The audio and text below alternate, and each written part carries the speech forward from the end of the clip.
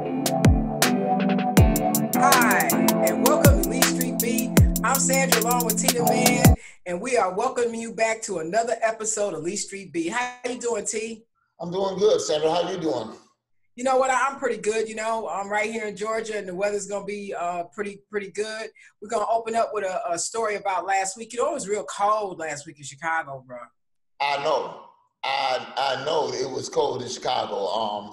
Did your wife let you know it was cold in Chicago?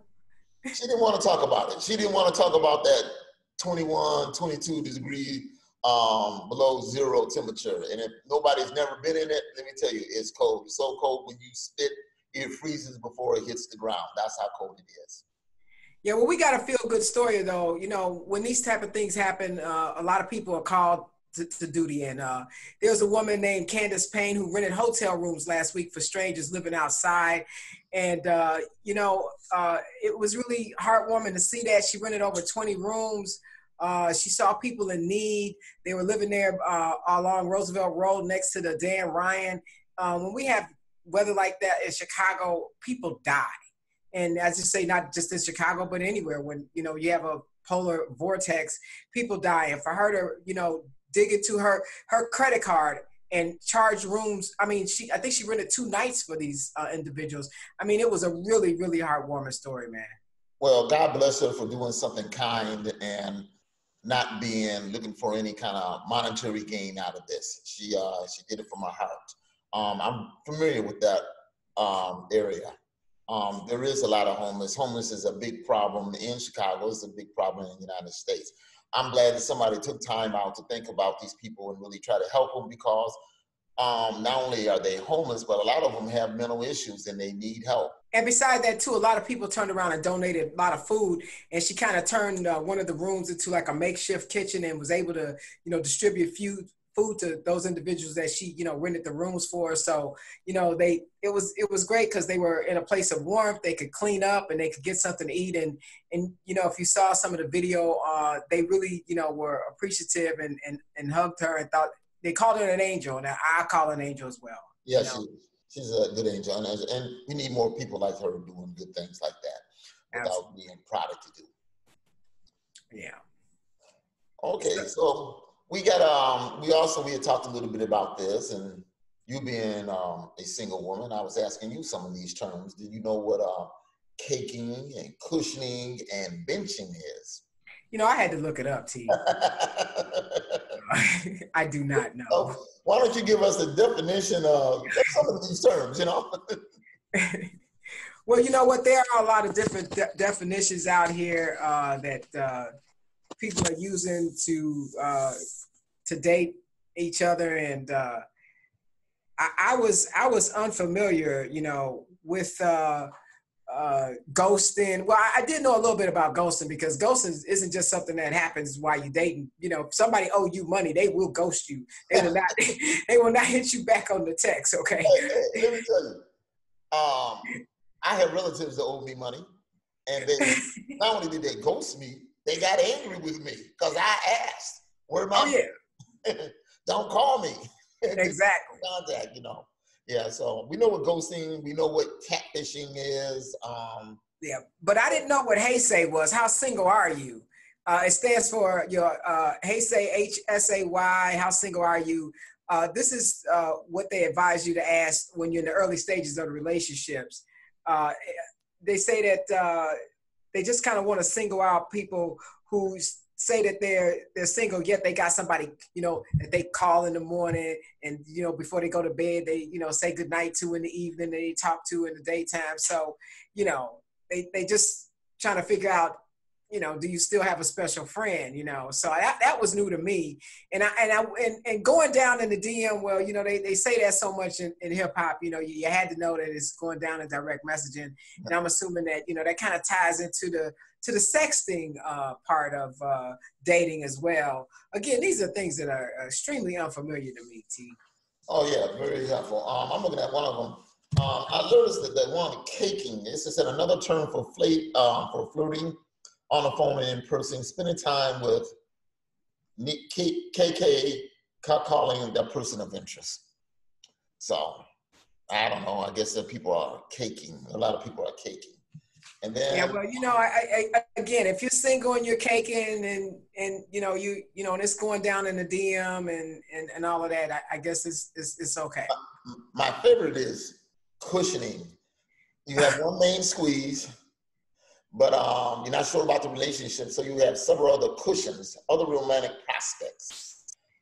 In player terms, they're known as side. You got your wifey, you got your side piece, and you got your bottom.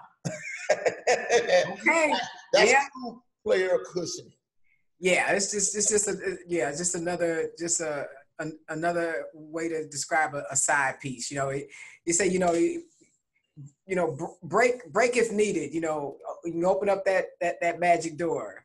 Situationship, not in a committed relationship, but can't exactly say you're single either. It's complicated. It's complicated. Yeah, and I don't even doubt that this might involve a baby's mama or two in there as well. Yeah, they say proceed with at your own risk because you're likely entering into a tangled web. Man, I don't like webs. Well, what about NOD? Next on deck. She's runner up. And she might be called up to the big leagues, so like if the main one messes up. I got to give me a baseball team like that.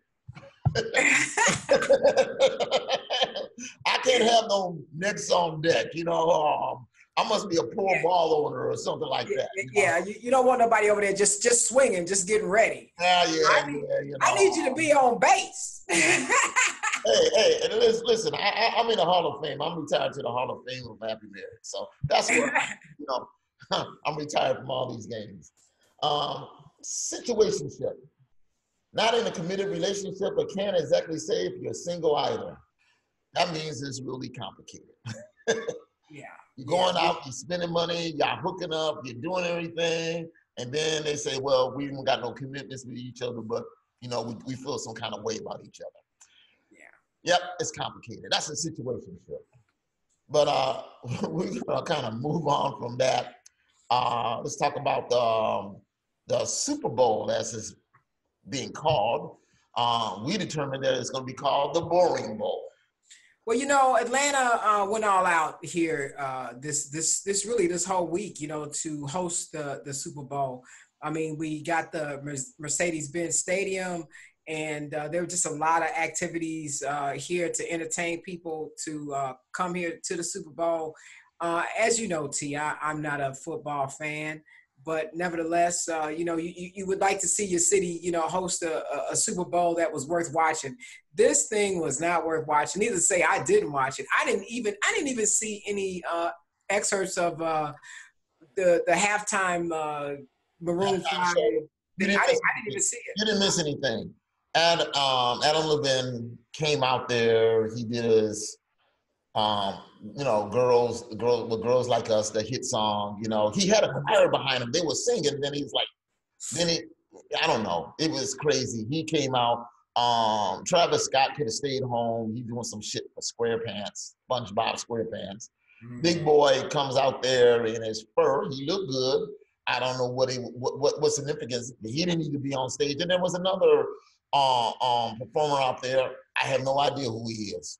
I just want to say that, we love Big Boy, but we certainly miss Outkast. But yesterday, it was about like 64 or 5 degrees, and he had a fur on? Really? He had a fur on, Maybe he thought this was a good after party. It's going to be real cold and the air conditioner's running. I don't know.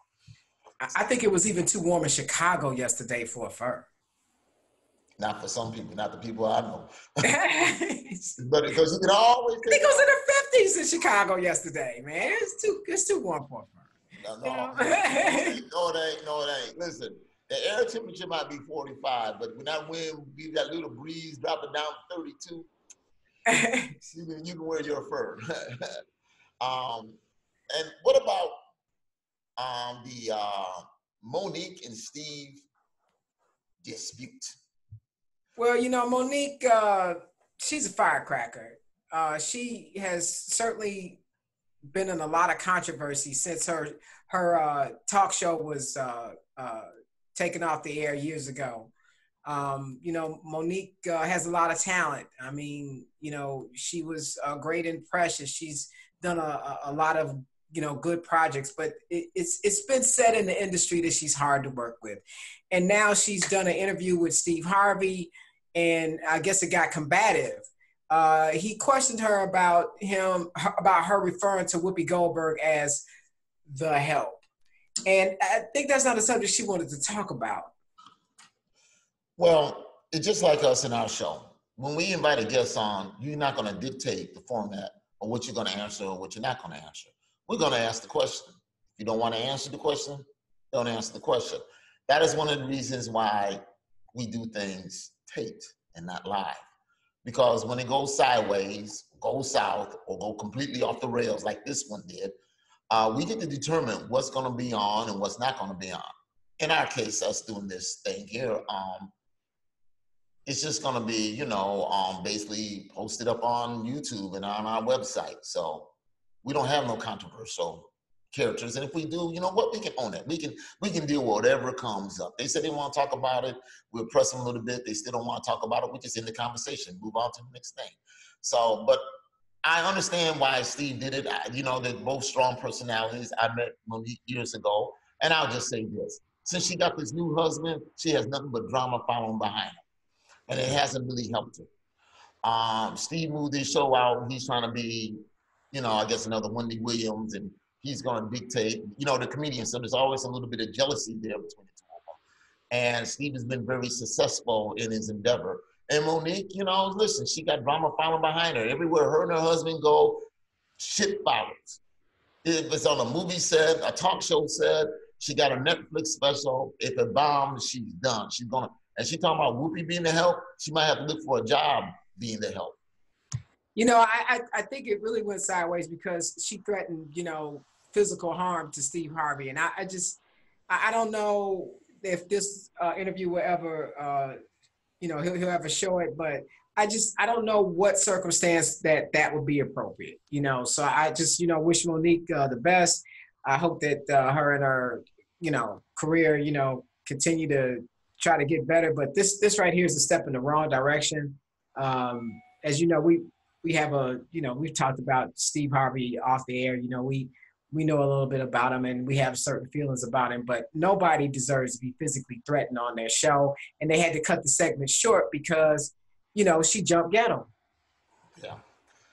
Well, you know, it's too bad. It's sad. You know, she doesn't have control. You know, we're going to take a little break. We're going to talk about some more stuff. We're going to talk about Bow Wow and his girlfriend getting physical. Jesse Simone being going down in the A. Jesse being attacked in Chicago. And 21 Savage not knowing that he wasn't born in America. So we'll take this minute break. We'll be right back. Hey, what's up, Sandra? Back again, huh?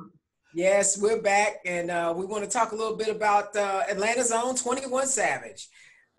21 Savage was stopped, and well, I think he's still in custody.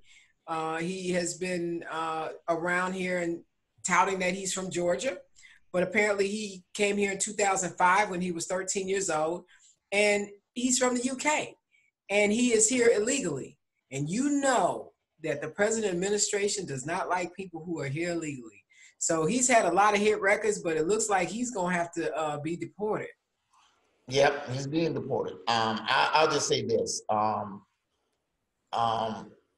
Having immigrant family members myself, they come here legally on a visa. And depending on how the visa was issued, usually it's a year, sometimes it's 4 years. Some people have multiple visas, you know, that keeps getting renewed over and over. But this president doesn't like immigrants. And 21 Savage thinking was that he grew up as an American and having American freedoms. But Donald Trump is trying to show him that, you know, you weren't born here. We're going to let you know you weren't born here. So now he's in the detention center. And his lawyer is trying to get him out. I don't think that's going to happen. Yeah, ICE picked him up. Yeah, I don't think that's going to happen. So he's going to be there a while, and they'll hold him, they'll give him a hearing, and they'll deport him. So the next plane flying to the UK, be it anywhere in the kingdom, Wales, Northern Ireland, or England in itself, they're going to drop him off. Now, Say I hi don't to know Stick where Rick for me. his home was. I don't know if he was in London or Yorkshire or some other part, Cambridge. They're gonna drop him off the nearest airport. That's probably more likely London, and he have to find his way home from there on. And I hope he still got relatives over there, and you know, with this kind of money, he can fly first class. you know what? You better not tell him he got no money. He might want them to pay for that plane ride. You know, at least to get to be coach and get fed. You know, because I had interviewed immigrants and said that they had money and they're getting deported. They say how much money you got. They take their money from them, and then they kick them out the country. So sometimes it's just best to keep your mouth shut. He committed a crime. He committed a felony, so he's going. And I'll just say that anybody out here who's an immigrant and you on a green card, I know Michael Blackson's talking about carry your green card. He ain't talking about American Express. So he's talking about that permanent residency card. And even if you have one, do not commit no crime. Do not commit no crime. And do not become a famous rapper, okay? You definitely get deported if you commit a felony. Now they're deporting you for misdemeanors. There was even a case that somebody was on a visa and picked up a speeding ticket, and they deported him. Yeah. Because he was speeding. $35 fine, next airport out the country. Because he broke the law. You know, so they're using any and every kind of flimsy excuse that they could. Yeah, but people that overstay their visas, I mean, there's never been any ambiguity about that. If they find that you've overstayed your visa, well, you know, knowing a little bit about it, you know, they overstay the visas, especially when the parents come in and bring the child. It's not like he can get back the next year and get on a plane. He don't have no job at 14. So he got no choice but to overstay his visa. Now the thing is, you need somebody to file for him so he can stay here permanently. That's what the usual course does. And it used to speed up, but Trump has stopped that process. So you have people who've been here 10 years who have filed for permanent residency and still haven't had their hearing, talking about it with 2 years behind. So yeah, he wants them to go back and then he doesn't want them to apply. Period. You know, unless you rush him like his wife, where she lied and they're gonna deport her, but they need to look into her. But so that happens a lot, and a lot of them come on student visas and they're not deported, or now they're being deported once they find out. But you know, just hope the best for him. He made money. He can still make money in the UK. It ain't all about the United States all the time. We used to be the place that people want to come to and be, not no more. Since Trump took the White House, they are avoiding this. The only places they want to go is Disney World and Universal. Nobody wants to go to the White House. But that being said, let's move on to some more serious thing. Shad Moss, known as Bow Wow, got into a fight with one of Nick Cannon's Wild 'N Out girls. This is his girlfriend. Her name is, she goes by Comey Leslie. Her government name is Leslie Holden. And they got into some kind of altercation. And rumor is she took a lamp and slammed him in the face. So when you see the mugshot, you look all scratched up, and she don't, you know what happened. But to be quite frank, the police said both of them were scratched up. That's why they took them both to jail, because they couldn't tell who was the more aggressive person. So, it's sad. Let me tell you, she won that battle. Yeah, she won that battle. She won that battle. And the reason why they took her is because she won that battle. Oh, you know, he talking about he want to be a man, he want to lay hands on her. You know, let me just tell you, he probably broke and ran. Yeah. He probably broke and ran. Because he was conflicted. If I sit there and throw down, I still might get my ass whooped. And also, I'm going to go to jail. So I'm going to run and tell my side, but you know what? They took him to jail. And I just want to say this. Before I got married, I met a young lady from Mississippi, from the Delta. And the thing that warmed my heart the most about that woman is that when I first met her, she was fighting in the street, not with one woman, but two women. And me and you both know Yancey. It was his first wife, because he'd been married about 4 times. first wife best friend. She was a nice person until you made her mad. I made her mad one time and I said, she crazy. I got good sense. We're done. Bye. So, and that's it. But anyway, Bow Wow and Kamai or Kamoi, whatever, Miss Holden, you know, hey, they went toe to toe. And he did a domestic violence video. So it doesn't look good for his image. And then we had Jesse Small, who was attacked in Chicago in Streeterville, which is basically the downtown area. I'm surprised that it happened in that area. Not that crime can't occur in Chicago, but certain areas are more prone to crime than that. And that because Chicago has such a large gay population, he was targeted. And I mean, my personal gut feelings, I think this is more personal than just him being a gay man. Like I said, I don't know. It's a black eye on my city, Chicago.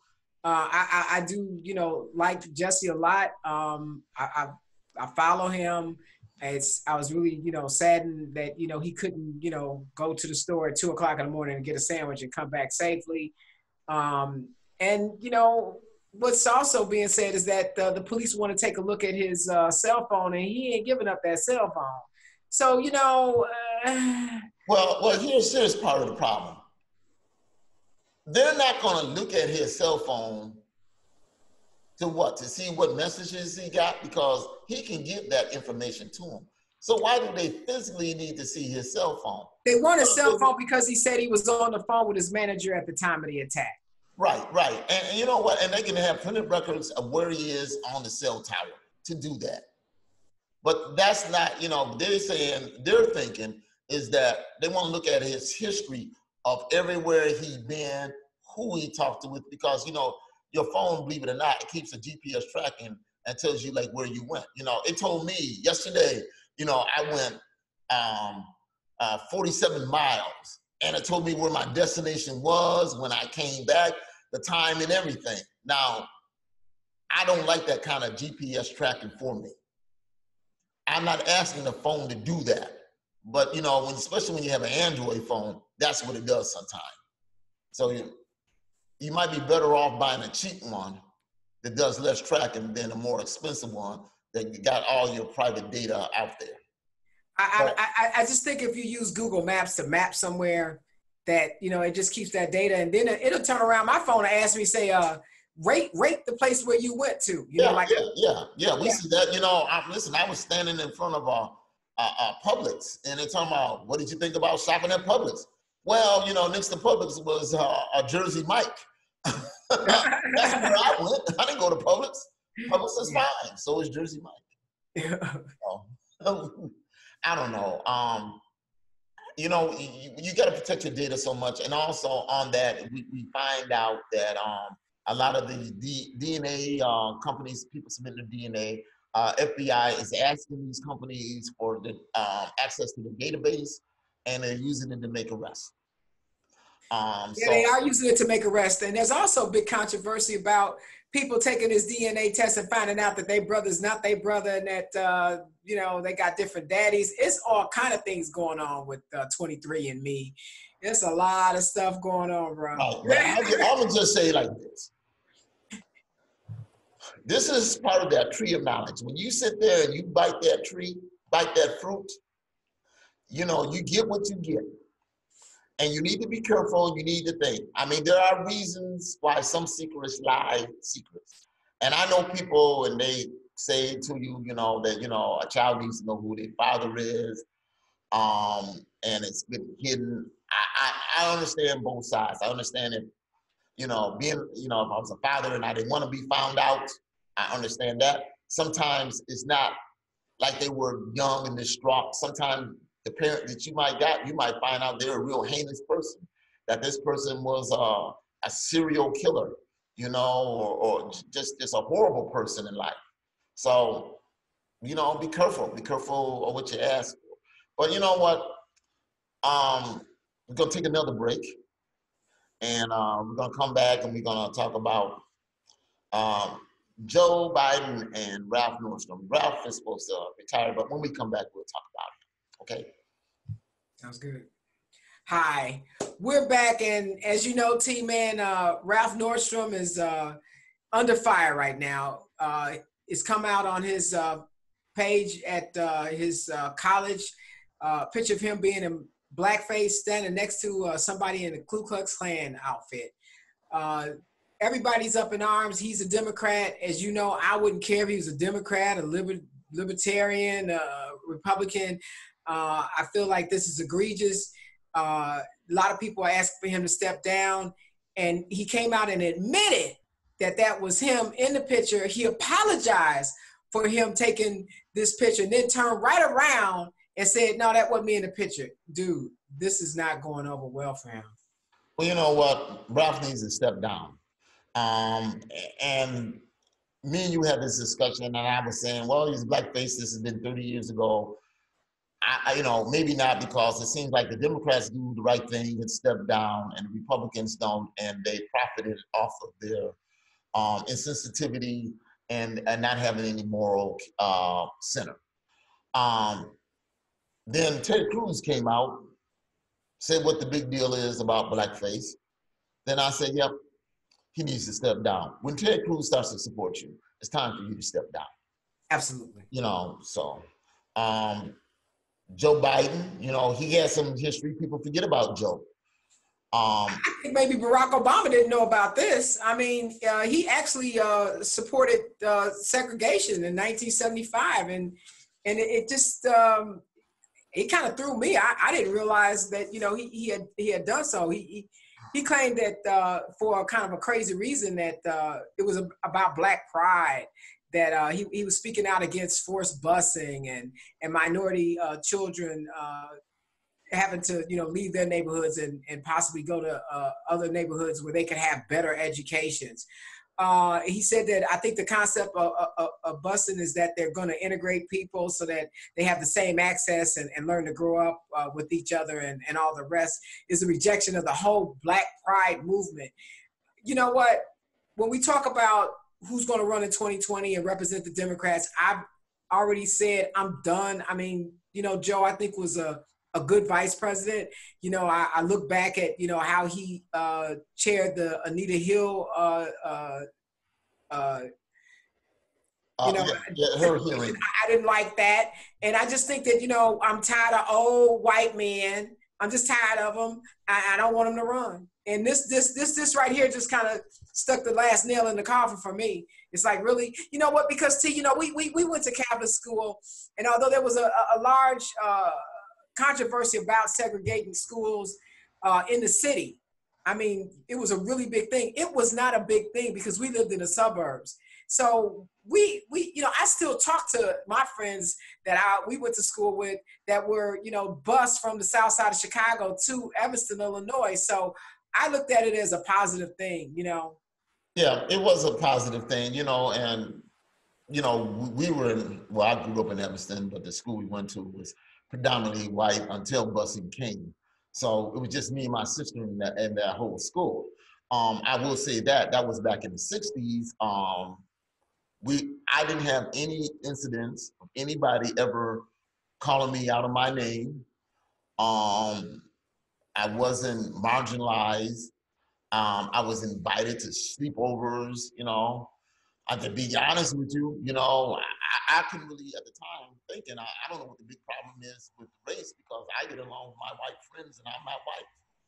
So, but you know, as you get older, you get more involved, and your views change or they solidify, whatever the case may be. I'm just saying this about Joe Biden. I think whatever his views was in 1975 has evolved, and he doesn't have those same views now. We're against Donald Trump, whose views were there. His views are more hardened now. So that's the difference. So if you got to pick the lesser of two evils, I'm going to go with Joe Biden.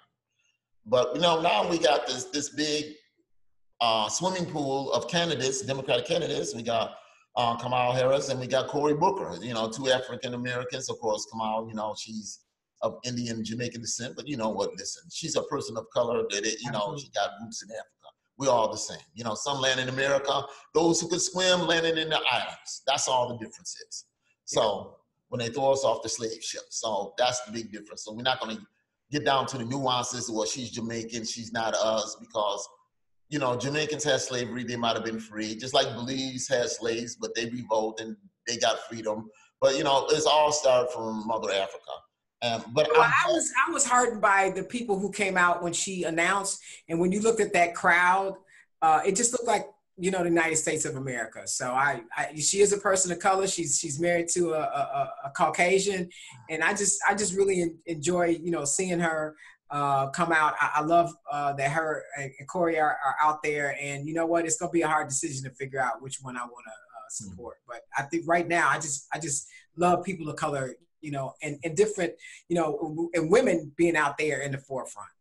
Yeah, and also kind of trying to wrap up here a little bit. You know, the Toadstool Orange Man is going to give his political speech cloaked as the State of the Union, and he said he's going to preach unity. We know that's not going to happen. He'll preach unity on that day, and the next day he'll tweet hate. He ain't going to preach unity that day. Nancy Pelosi got to sit up there and watch him just vilify her, talking about how she's this and how she's that. They're going to fact check him in real time because all the networks know, they're on guard, that he's going to lie. And we got Stacey Abrams, who's going to give the Democratic response. I want your take on what Stacey's going to do. And I'm just going to say this. Stacey, you got to hit it out the ballpark. You can't sit there and say, I done good. You got to do great. Because his Trump supporters, and they're going to lie, they're going to say that this was the most greatest speech that's ever been said by any president, because that's how they think. So I want this to be the greatest rebuttal by any Democratic response that anybody has ever heard. Hit it out the park. Talk about his lies. And I know he said we can't fight just against him, what we for, but you know what? You need to say whatever you need to do to counter what he says. Your opinion, sir. I don't have any doubt that Stacey Abrams is going to represent it. She is going to fact check him, you know, and I don't believe that for one moment that he's going to be able to sit there and tell all his lies and her not fact check him. There's no doubt about that. You know, T, besides that, I just kind of wanted to talk about an Austin lady. Yeah, her name is Dovie Nichols, and she was making some moaning noises over there at the hotel in Austin. Like yeah, she was masturbating with a silver object, and well, you know what? Was it a spoon? They said it was a silver object. Okay. I'm just gonna leave it like that. You know, I got a lot of silver things in my house. None of them have attracted me in that manner, so I have no idea. But when they complained about her, she went across the street and kept masturbating. And then not only after they called the police on her and they got her in the police car, she kept masturbating in the police car. I mean, you know, I guess it reminds me of the people who say you need to get a room. Well, apparently she could not get a room. Well, I actually heard about this. The security guard confronted her, and she told him, leave her alone and get away. She didn't want no help. She was doing fine by herself. But I just want to know, where in America do the police arrest you, put your hands in front, and let you, to pardon the pun, finish off? She had no pants on. Most people have no pants. It was real dicey on how to, you know, give her the handcuffs. It's like, and yeah, then with your hands behind your back. I mean, I think, well, I don't know, maybe she's a contortionist and she can reach parts that others can't. Listen, I think they had the body cams. You're gonna see that up on one of these porn sites pretty soon. She should get the rights to that because they're using her image without their permission. And how do you run that in court? How do you run that in court? They better tie her hands behind her back in court, because I'm gonna tell you something. Ain't no judge gonna allow that in the court. Let me tell you that. Well, Dovie, I don't know what your problem is with your silver thing. Maybe she needed the silver bullet. You know what? That's an inside joke. You know what? We get to the end of this week, bro, and we're gonna be turning a year older. So before we shoot the next show, I just want to say happy birthday to you. Oh, happy birthday to you too. You know, for those who don't know, mine and Sandra's birthdays are right next to each other. Hers is first, and then mine. So you know, exactly almost what 4 so, Well, we some years apart, but we 1 day apart with our birthdays. So yeah, 1 day apart. And good luck, man, because I know you're going back home soon, and hopefully the weather stays nice, and you know, you guys don't have all that cold weather when you get back home. It's going to be cold. It's going to be in the 20s, you know, as opposed to where I am now in the high 70s and low 80s. But people will be happy to see me back in one way or another, if nothing else, to shovel snow. So. And I know you go get your grandson if you can. You like. Yeah, you know, listen, let them use them young bodies. I left my boots there because I didn't think I would never ever need them again. I knew I was gonna go back, but I didn't intend to be wearing them in February to go out in the cold with them. But yeah, I'm gonna celebrate. Of course, I give you a call. You know, last year you were down here celebrating. This year I'm going home. I'm making it keep it a little bit low key. It's a big milestone for you this year. We should have planned a little better and came up to the A and did it up right. But you know, you're gonna be that age all year, so we'll get something in there for you. So we'll do that. Okay. All right, bro. All right. So for all you people out there, we just want to wish you have a good day and a good week. This is T the Man and Sandra Tucker for Lee Street Beat, and hopefully we'll see you next week. So until then, bye-bye.